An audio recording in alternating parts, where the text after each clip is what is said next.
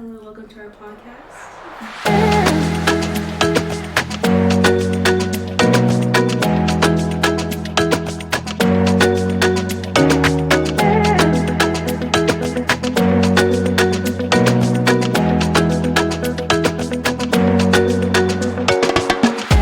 So go ahead, Mr. Andrew. Hey, over to you, man. I'm joking. Welcome, everybody. Ash gathered us here today to talk about what we're doing after Peace Corps. If we could just go around the room, say your first name. I'm Katie. Maria. Andrew. I'm Alex. I'm May. I'm Katie.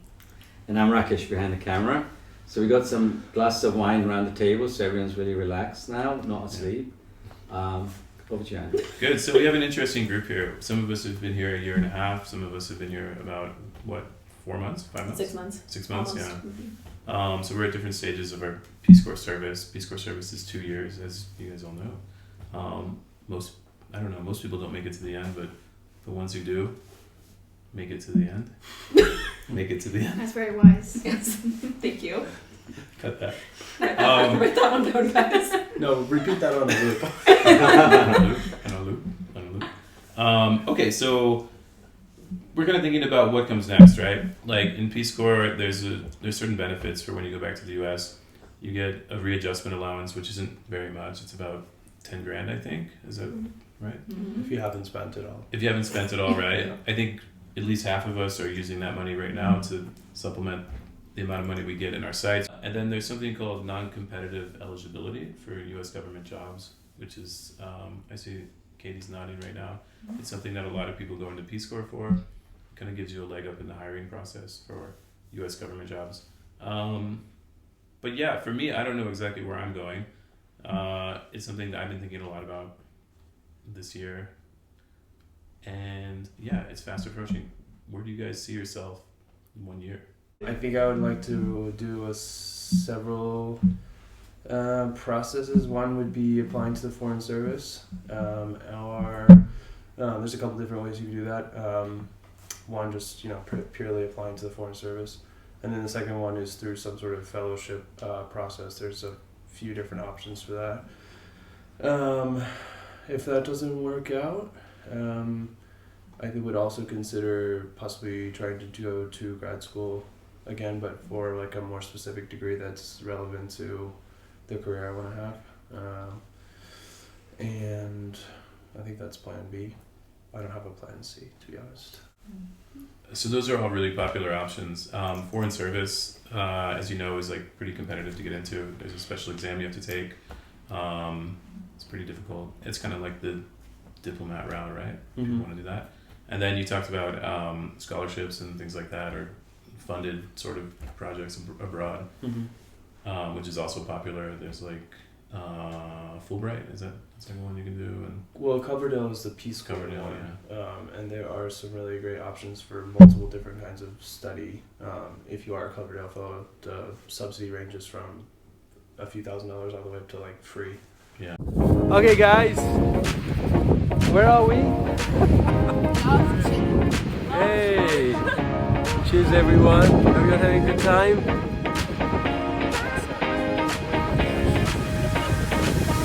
Team bonding. Anyone else? Katie, you want to go in Foreign Service? I'd consider going into the Foreign Service someday. For me, the non-competitive eligibility for federal jobs isn't really that attractive. I think one of the great things I've taken away from my Peace Corps service so far is seeing the day-to-day of like NGO work and foreign agency work. So I know kind of I want to stay in the NGO field, which makes Peace Corps service really beneficial in that. But yeah, I don't think I'll end up at a federal job within the next year or the next 10 years, hopefully. Yeah, initially I was attracted by the non-competitive eligibility, but right now I don't have plans of returning to the U.S. It's just not the life for me. I'm glad you said that, because I think not many of us want to return to the US. What's this about? I just prefer the work-life balance in Europe, and like as somebody that has EU citizenship, I prefer to like search for jobs here or maybe apply to a master's program somewhere in Europe or Poland. Or because I have Albanian language skills, I'm looking at maybe positions in Kosovo or looking to transfer as a Peace Corps volunteer to Kosovo. Yeah, that's another option, right? To continue with Peace Corps, to either go to another country or to extend in your home country. I know some of us have thought about extending here.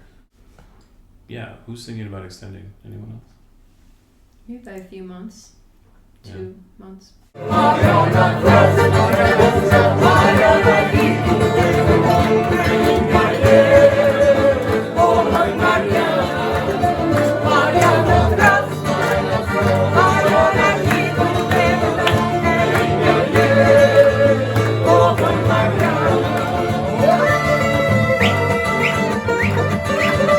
Yeah, you said something so interesting, which is you don't want to go back to the U.S.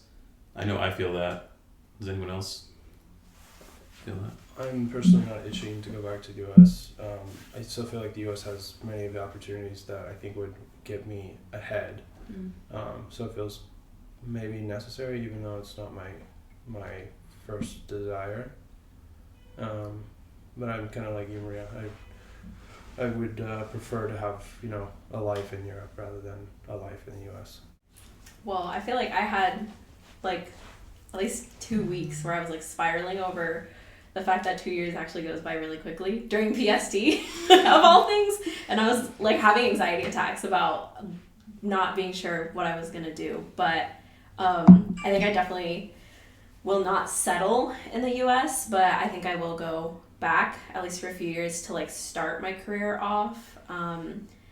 I will probably, I guess the goal is to hopefully get into like a consulting firm and they can pay for my master's, because with the Coverdell fellowship they sometimes cover the whole thing, but a lot of times it's just like partial, and I would honestly prefer for my master's to be completely paid for. So it's quite early in my service to think about it, but I have been eyeing on like master's programs. I definitely want to get something in health policy, something that's in the realm of what I want to pursue long term.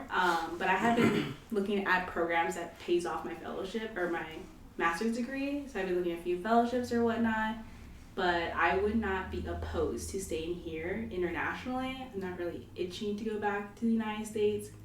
I like my life where it is now. So For me, I find it really interesting that almost every American I meet abroad or Peace Corps volunteer doesn't want to return to the U.S.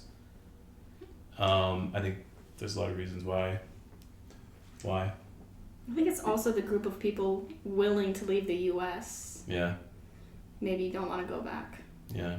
Kind of an easy divorce. Yeah. I retired about 3 years ago, and I joined the Peace Corps for 2 years, assuming I'd go back and retire. But what's happened is I'm re-energized. I'm doing the best job I feel I've done in my life, and I'm really enjoying humanitarian work. I'm really enjoying working with young people, and I'm kind of like thinking about almost like a second chapter in my life, which is really exciting. So I've applied for a DMO role with the Peace Corps, which is Director of Management and Operations, which is really the back office to any country operation. And every Peace Corps office has 3 US folks, the country director, the DMO, Director of Management and Operations, and I think it's the program manager, programming training manager. The rest are all local staff. But I really like this DMO role because it's kind of like the back office, so I don't necessarily have to be great at the language. But also, it's 5 years. They provide you an apartment, they provide you a stipend, and you're going to be in a developing nation, so it's not going to be expensive to live there. So talking to my wife about it, she's pretty energized about it as well. I hope I can get her a job if I were to be able to get this job. Maybe she could work at the American Embassy, but still a long shot. But the important thing is I'm re-energized. I'm not thinking, I'm going to finish in December and I'm going to go back and retire. Far from it. I think while I'm fit and healthy, I'd like to continue. Yeah. So you find the work here fulfilling? I really do. Me too. You know what's ironic is I came to Albania not wanting to work with young people. Yeah. You get this impression. I mean, I brought up kids, and young people can be difficult, and so I wanted to work with other groups. Yeah. But interestingly, all I'm doing now is working with young people, and I'm really enjoying it. And I'm loving the Albanian kids. What do you think about these Albanian kids? Yeah, I mean, the kids are great here. I didn't work with young people in the U.S. This young, I should say. I worked with college students in the U.S. teaching for 7.5 years, and I didn't know that I would be able to have the skills to teach with younger students, right? But yeah, it's been really fulfilling, and that's one of the things I'm happiest about with Peace Corps is that you feel like every day there's a reason for you to be there. There's something you can do. There's always stuff to do. Whereas in the U.S., you're maybe working 60 hours a week. You're spending all your money on gas and rent. I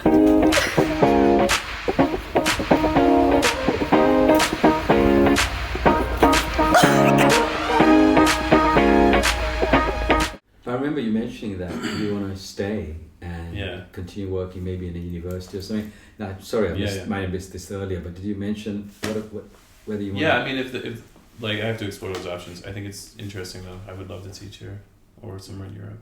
Or somewhere in Europe. Yeah. And what do you? Balkans, how do you compare kids working with kids over here to working with kids over there? I think in the U.S. there's more discipline in terms of students, right? Classroom management is really different. I feel like there's just maybe like a lack of accountability here, but I would say kids here aren't any different from the kids in the U.S., but maybe they're a bit more motivated because they know that they have to make a lot of money in order to make it in Albania. And unfortunately, I think a lot of them want to leave Albania, so that's the biggest thing. And have you thought about teaching as a career? I'm ready to, I think, exit that sphere. Okay. Yeah. Interesting. But I do love working with youth, definitely. I just want to explore new areas. Do you all feel like comfortable or confident with what you're going to have after Peace Corps? Do you feel like you have a lot of options? Thinking of you guys as younger people, do you feel like you've got an abundance of choices? I think that's the difficult thing, is that we do have an abundance of choices, but it's difficult to know which one's going to be the best choice and which one you should pursue over others. So maybe in my last couple months of service, that's what I'm going to dedicate a lot of time to, is narrowing the field further and figuring out exactly which opportunities to pursue and how best to market myself for those opportunities, who to speak to, where to go, everything like that. I think you're right. I mean, I'm pleasantly surprised to see that you guys have a lot of different options. The scary thing is choosing the wrong one and, ending up in a place where you don't want to be. So yeah, I think it's time well invested.